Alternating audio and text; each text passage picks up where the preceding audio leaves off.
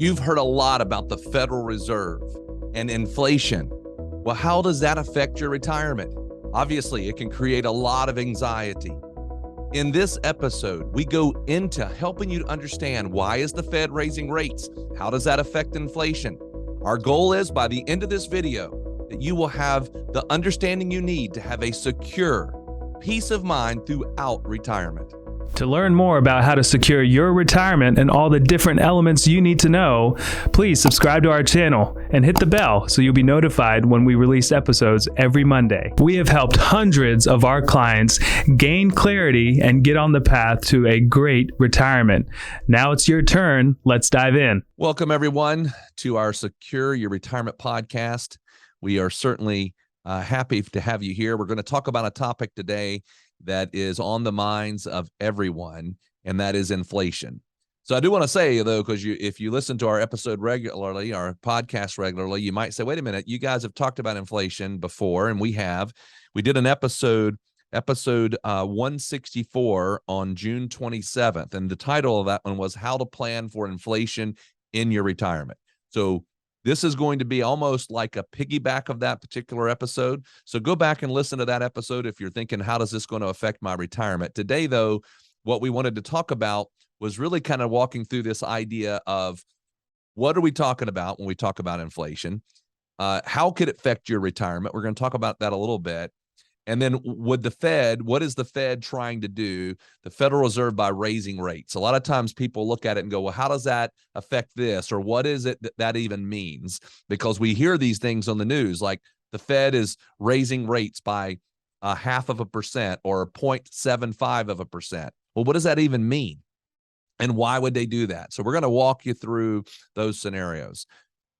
But first, let's just talk for a minute before we get into the why of what is actually being affected right now with inflation. What are the big key things?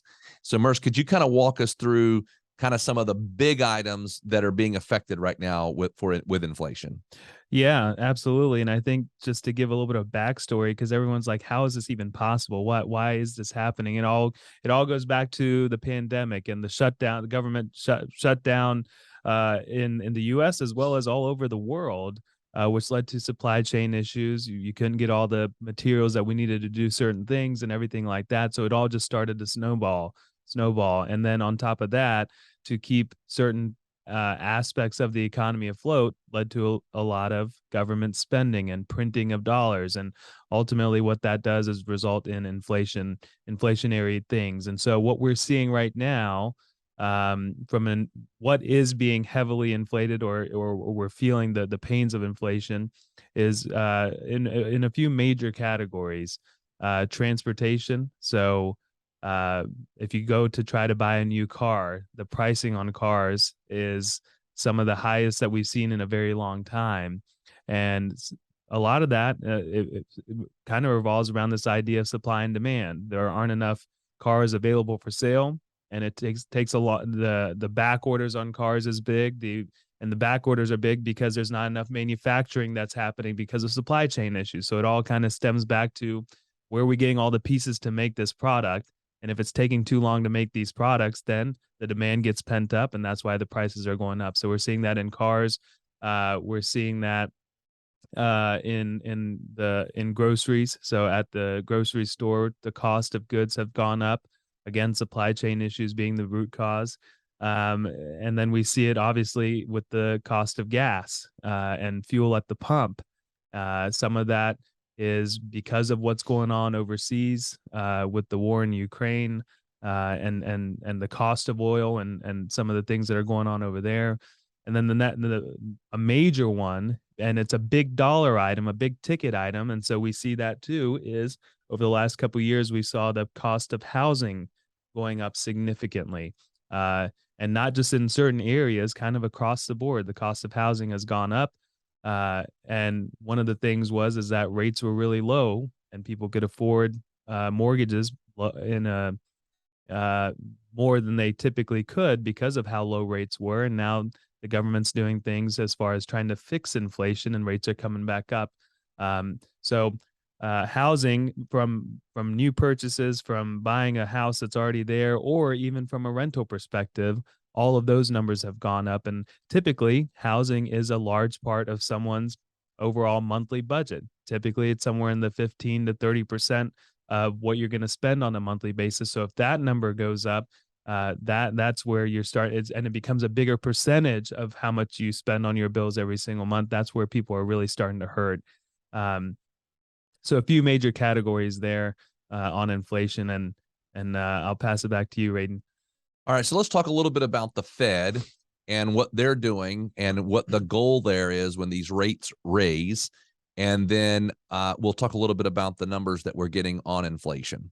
So Merce talked about these big ticket items that are being looked at and what weighs us out when it comes to inflation. So what is it that the Fed is trying to do? Simply put, when you take a scenario and you raise interest rates on money that people will borrow, if you raise those rates to where now it's not as attractive to borrow money, you automatically start to restrict the buying opportunity in these major categories. So you take, for example, somebody looking for a new car. If they're looking at this new car, and let's say that rates have been so low, it's almost like buying it without any interest rate, they feel more confident. They go out and say, okay, well, I'm going to go buy this car. And even the manufacturers, they might have borrowed money to make the car. All of that stuff gets restricted because now none of it is as attractive as it was before. So now what you do is you take away the demand. That's the goal. The Fed really wants to stop or slow, not stop, slow demand. So now if the consumer said, I'm not that attractive, this is not as attractive as it was before, and they stopped buying cars at the rate they were, well, now instead of us having a supply issue, you now have more cars than what's being sold, and they start to build up in inventory. When that inventory starts to build up, now what occurs is the car maker says, well, we need to now get these cars off of our lots. So that instead of carrying huge profits, maybe they cut their profits down and they start lowering the price of that car. Because if you go back and go during the pandemic and you think about what car dealers were doing, many of them were putting on and adding on $10,000, $15,000, some of them, in all essence, just extra money up and above the normal MSRP of a car, because they said, look, we don't have the demand. We don't have cars, and we got all this demand. So we got too much supply. Not enough supply and too much demand. So let's raise the prices on these cars. But people still bought them because they said, look, I need a car. I haven't been traveling. I've been sitting in my house. I want a new car. So they paid the extra price. So with these interest rates going up, that's going to hopefully slow that down and reverse it. Now, what about on a house? Well, when people were buying houses, if you look at the whole area, if you look all over many different places, not only here in Raleigh, Durham area, you go to Texas, you go to California, you could go to Washington State, anywhere, and people were paying huge amounts of money above what people were putting on the market. They were bidding wars. When you raise interest rates from 3% to 6%, all of a sudden now my confidence is lower, and I might go, no, I'm not buying this house. And so now all of a sudden, instead of somebody getting $100,000 above what their asking price was, maybe now it comes back to the asking price, or maybe even below asking price, maybe where now the buyer is back in control, bringing those prices back down. So that's the goal. Now there's some concerns here. The Fed is worried, well, or not worried, but the Fed has to be careful that they don't do so much that it makes the economy crash, like a hard crash. We hear about this thing called a soft landing. What they want is they want it to pull back, but kind of have this soft landing, and then the economy is still moving. Sometimes, though, when you raise interest rates like that, you could just plummet the economy, and that is this whole balance that is trying to be done. So how that plays out, we don't know yet. We do know that the Fed is extremely concerned about not having this extra high inflation.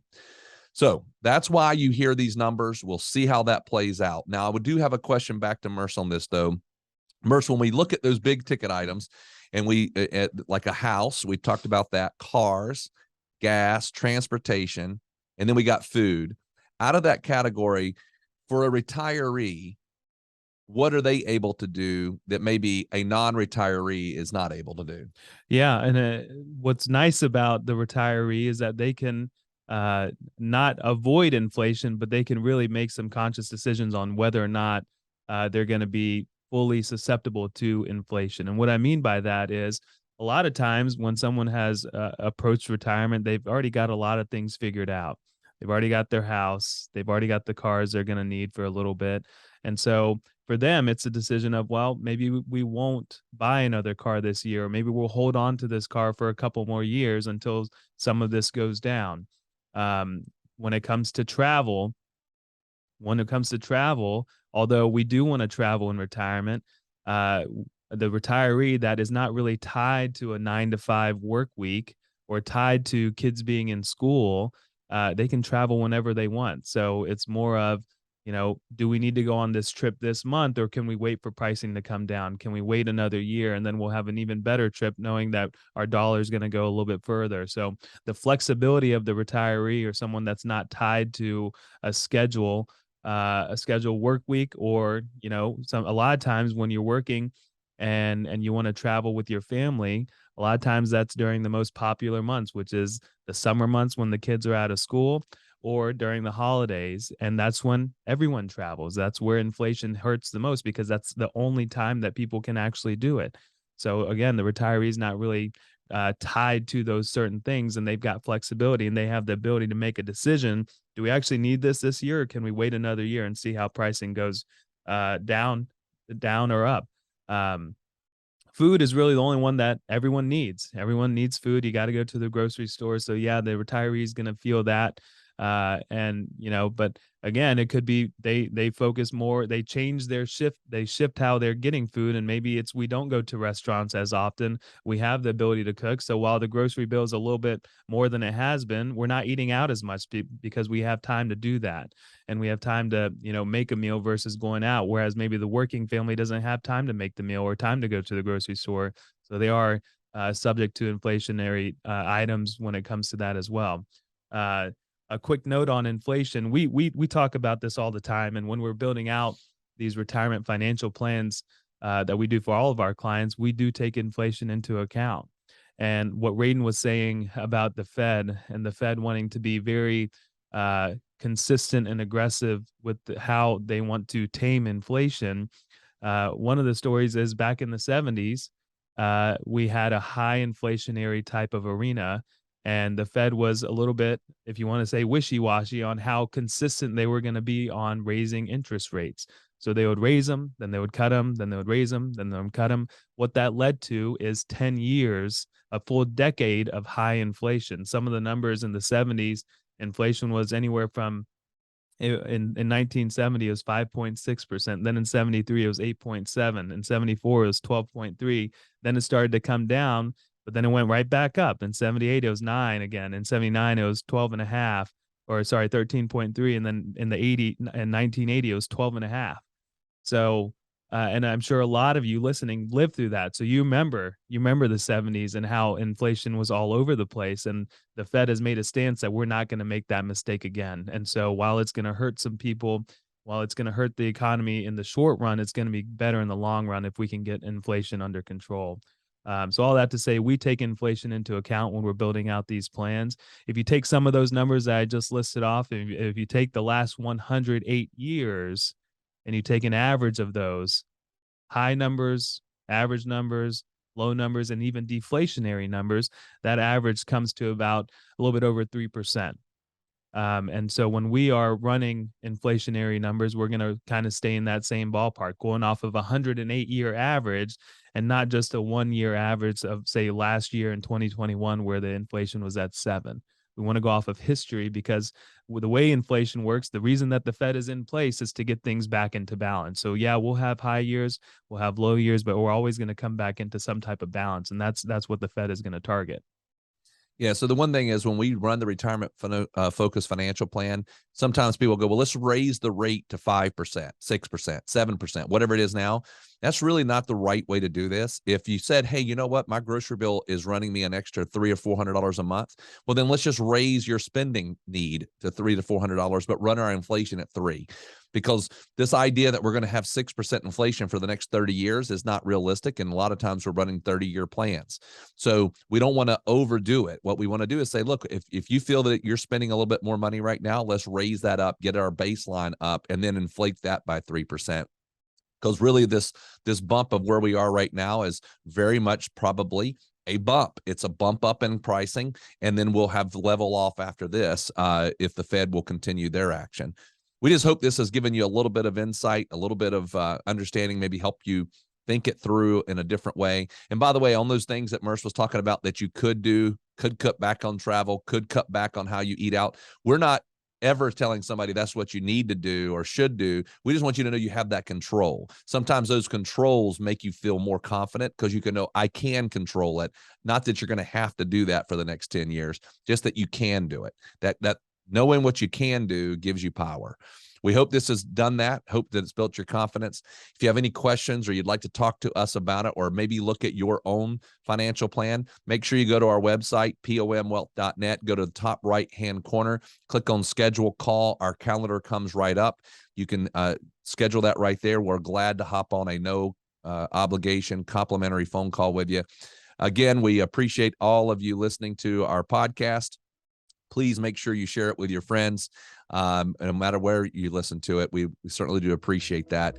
And we hope you have a great week. We'll talk to you again next Monday. We hope this video has given you some confidence and clarity as you plan for a worry-free life in retirement. But what else do you need?